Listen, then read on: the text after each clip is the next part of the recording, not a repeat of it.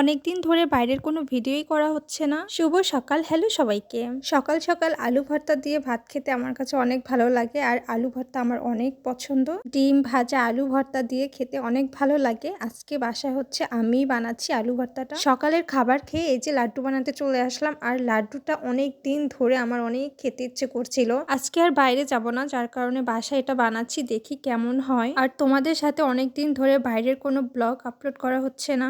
আসলে বাইরে যাওয়া হয় তবে ভিডিও করা হয় না। কিছু কিছু ভিডিও করি বাট ওইগুলো আপলোড করা হয় না। আমার ঘুরতে অনেক ভালো লাগে, তবে অনেক অনেক ব্লগ আছে যেগুলো এখনো তোমাদের সাথে শেয়ার করিনি। সো রিসেন্টলি তোমাদের সাথে বাইরের একটা ভিডিও শেয়ার করব। লাড্ডু খেতে কে কে পছন্দ করো? বাইরে যেরকম লাড্ডুটা পাওয়া যায় আসলে ওইরকম বাসা বানাতে গেলে ওইভাবে হয় না। জানি না তারা কিভাবে বানায়। আমার এত খেতে ইচ্ছে করতেছে, বানানোর পরে আসলে ওই টেস্টটা পাবো কিনা সেটাও বুঝতেছি না। অনেক অনেক খেতে ইচ্ছে করছে, তাই সেই অনুযায়ী এখন বানাচ্ছি। লাড্ডুটা বানানোর জন্য বেসন কিনে এনেছি, ফুড কালার কিনে এনেছি। কথা বলতেছি আর তোমরা দেখো যে কিরকম কি বানাচ্ছি। এখন দিয়ে দিচ্ছি ফুড কালার। ফুড কালার দিয়ে একসাথে এরকম মিশিয়ে নিতে হবে, একদম কালারটা আনতে হবে। ফুড কালারের কালারটা দিলে এমনিতেই কালারটা চলে আসে। এখন অনেকক্ষণ ধরে এভাবে নাড়িয়ে নিতে হবে, খুব ভালোভাবে আর কি মিশিয়ে নিতে হবে। কোনো একটা জিনিস বানাতে গেলে যে কত কিছুর প্রয়োজন হয়, এরকমই এক এক জিনিসের এক একটা প্রয়োজন। আর আমি কিন্তু এটা বানাচ্ছি না, এটা আমার কাজিন বানাচ্ছে। আমি এসব পারি না বানাতে, তবে ইউটিউব দেখেছি অনেক। আমাকে ধারা এসব বানানো হবে না, দেন ওই বানাচ্ছে আর আমি ভিডিও করছি।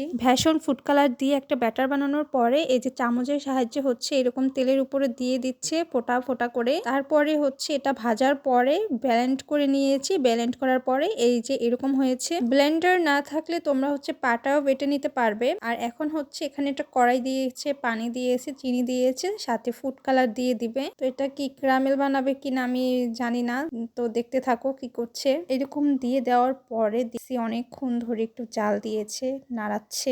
যখনই ভিডিও এডিট করতে বসি, ভয়েস দিতে বসি, তখনই বাইরের এত শব্দ হয়, এত আওয়াজ আসে, আমার মাথায় গরম হয়ে যায়। ঠিকভাবে ভয়েসও দিতে পারি না। ভেষণ ভাজা যেগুলো ব্লেন্ড করে নিয়েছে সেগুলো হচ্ছে এখন এই যে পানির মধ্যে দিয়ে দিয়েছে, সেদ্ধ করার জন্য মনে হয়। তো কিছুক্ষণ ওইভাবে রেখে এই যে এখন হাত দিয়ে এইভাবে বানাতে হবে লাড্ডুর মতো শেপ করে। এত সময় কিছুই করিনি, শুধু ভিডিও করে গেছি। আর এখন আমার কাজিনের সাথে আমি হচ্ছে লাড্ডু বানাচ্ছি, এইভাবে গোল গোল করে লাড্ডুর মতো শেপ করে। একদম ছোট ছোট নাড়ুর মতো হয়েছে। বাসায় এরকম লাড্ডু বানানোর কারণ কি জানেন? নিজেকে সান্ত্বনা দেওয়ার জন্য, কারণ বাইরে তো যাচ্ছি না, এর জন্য বাসায় বসেই এরকম লাড্ডু বানিয়ে খাচ্ছি। এখন তোমাদেরকে ভেঙে দেখাচ্ছি যে ভিতরটা আসলে কিরকম হয়েছে। এই যে এরকম হয়েছে। লাড্ডুটা মজা হয়েছে, তবে আমার মনে হচ্ছে যে আমি জোর করে টেস্ট নিতে যাচ্ছি। বাজারে যে লাড্ডুগুলো পাওয়া যায় বড় বড় অনেক মিষ্টি সুইট, তো ওইরকম আসলে খাওয়ার ট্রাই করতেছিলাম যে ওইরকম লাগতেছে কিনা। আসলে ওইরকম লাগেনি। তো এটা বাসায় যেরকম বানাইছি ওইভাবেই হয়েছে।